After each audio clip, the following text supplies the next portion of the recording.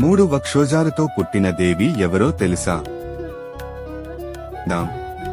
పాండ్యరాజు మలేధ్వజుడు యజ్ఞం చేస్తే యజ్ఞాగ్నిలో నుంచి పార్వతీదేవి అవతారమైన ఒక చిన్న పాప జన్మించింది.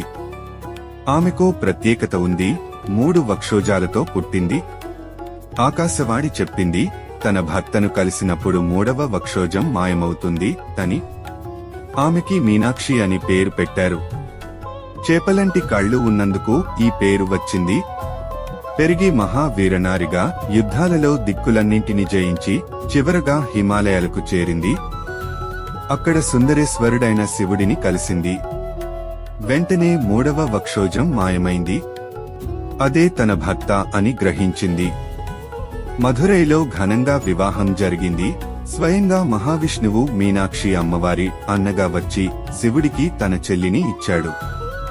ఆ తరువాత నుంచి అమ్మవారు మధురైలో శక్తి స్వరూపిణిగా, స్వామివారు సుందరేశ్వరుడిగా స్థిరపడ్డారు.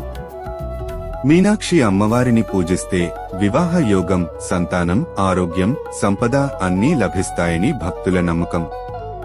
మీనాక్షి అమ్మవారి ఆశీర్వాదం మీ అందరిపై ఎల్లప్పుడూ ఉండాలని కోరుకుంటూ వెంటనే మా ఛానల్ ని సబ్స్క్రైబ్ చేయండి.